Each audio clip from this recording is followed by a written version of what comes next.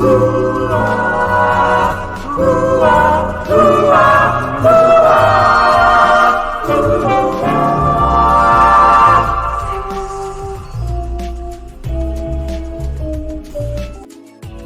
out to everybody rocking with me. It's your boy Big Vern at the App Stupid Podcast. Make sure you like and subscribe and even share these videos and content. Also, if you want to donate, hit the Cash App, $Vern. We appreciate all donations, no matter what size, because it makes the channel grow. Want to come to you and talk about a couple of things. Going to talk some Big Ten football today. Also going to talk about the NFL, the week that was, the playoff picture, and the wild card picture that's taking shape right now. But before we do all of that, got to get into a quick 20-second unofficial sponsor break.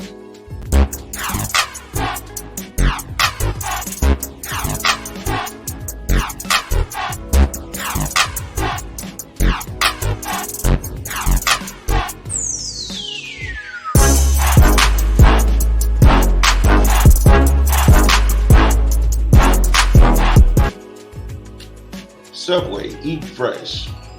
Always eat fresh. Talk to the good people at Subway. Go visit your local Subway. Download the app. Try some of the signature sandwiches. Always Subway, eat fresh. All right. Now, College National Signing Day was this week. We talked about a couple of programs losing some high-profile key kids that were going either in conference or that were going to another school in state, and that was Florida. And some of the good people, we had real great dialogue. So always drop your comments and we'll go ahead and go over those in the video. But this time we're going to start in the Big Ten. I want to cover Big Ten, ACC, SEC, up and downs and those kind of things and what they got coming in. This time we're going to start in the Big Ten. We want to talk about Indiana. Indiana football they relieved their coach. Okay, they relieved their coach.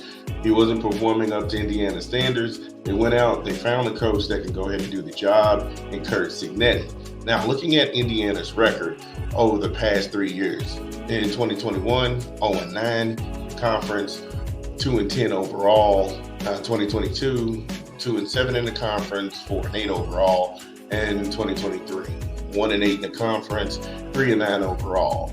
And so I asked, can it get any worse for Indiana? And favors. However, Cignetti is inheriting this, and then is that fair that you would send a coach into a burning building? And the answer is I have no clue, but it is worth the discussion. The reason that it's worth discussing is because you have a situation where they're paying you a lot of money for your expertise. And so it made me ask another question about just who is Curt Cignetti? Who is Curt Cignetti, and how significant was this for Indiana to get this guy to come to town? And he's from James Madison, which when you hear people transferring from James Madison, it's not going to move the needle one way or the other. But when you do your research and you find out that this guy's pedigree, it can only be encouraging.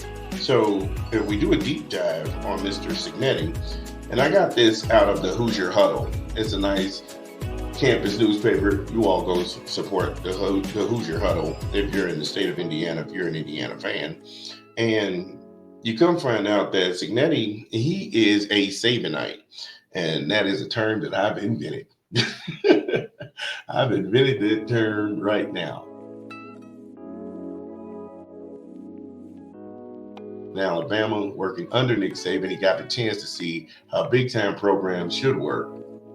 And when you are building a program, how you have to take certain positions in different directions, get some of that Bama Jamma, another term that I just invented. So when he was down there, he had his offensive coordinator, which he has with him now, Mr. Mike Shanahan. He's a co-offensive coordinator, and he shares that responsibility with a Mr. Tino Sunseri. And Tino Sunseri was an analytics guy at Alabama.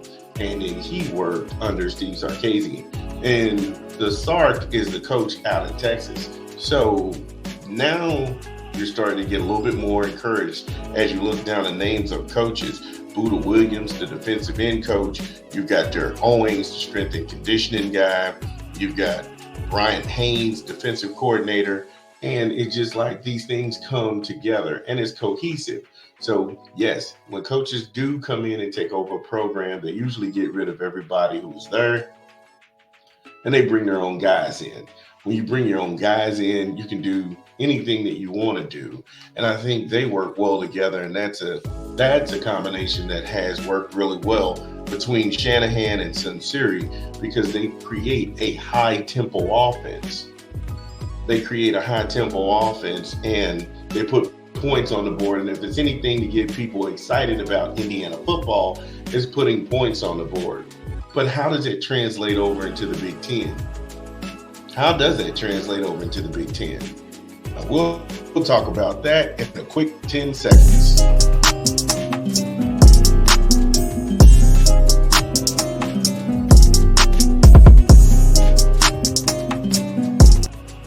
Yes, Merry Christmas.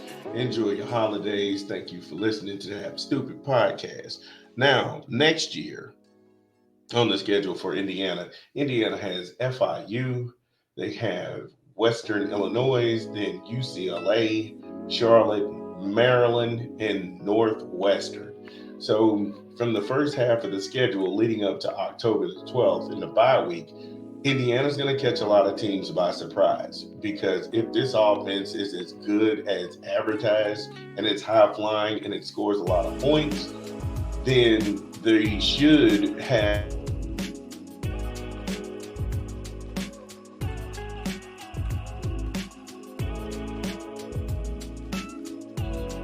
then they drop coming into Nebraska.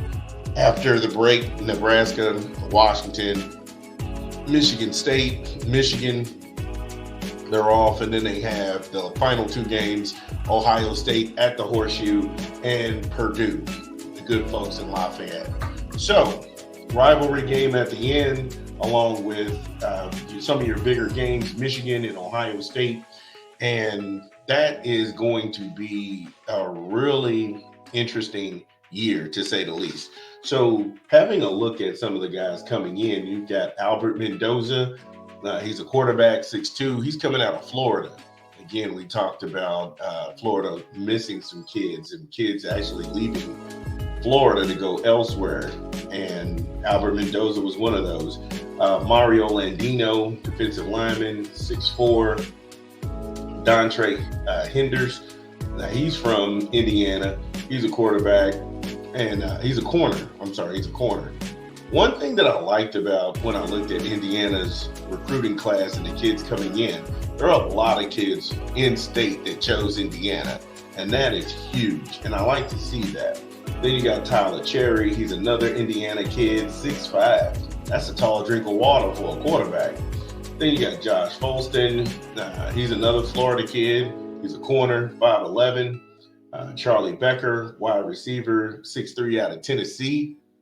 How did they let that guy get away? I have no clue. Evan Lawrence, he's an offensive tackle, 6'7". He's out of Indiana.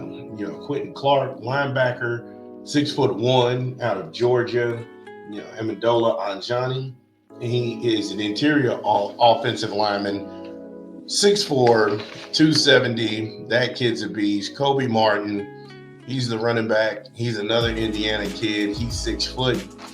I prefer my running backs a little small. They like to get in between the tackles and, get in the gap and then turn it upfield, get their hips downfield, and that kind of thing. Just my preference on running backs.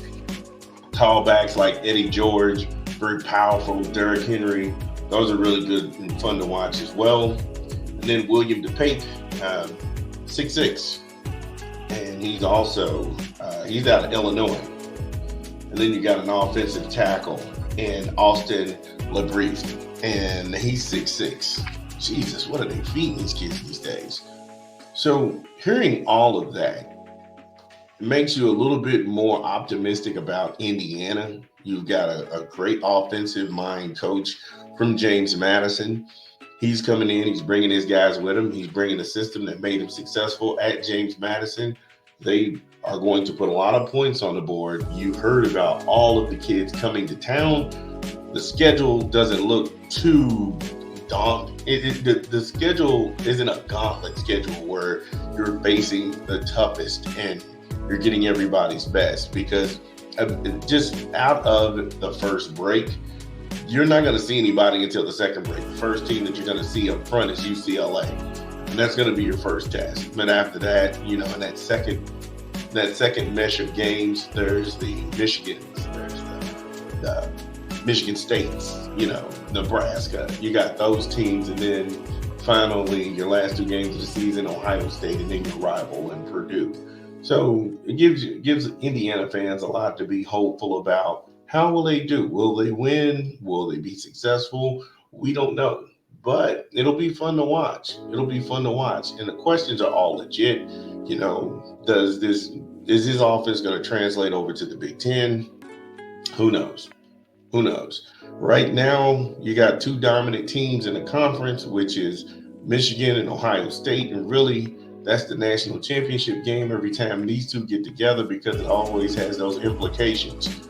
Can Indiana play spoiler? We just don't know. If you're a Big Ten guy, let me know. How do you feel about this? Do you feel like Indiana is back? Do you think that Indiana is going to have that high-flying offense? The good folks down in Bloomington think so. I don't know if I'm sold. I'd just like to go ahead and see it. We'll be back with an NFL wrap-up. It's your boy, Big Vern.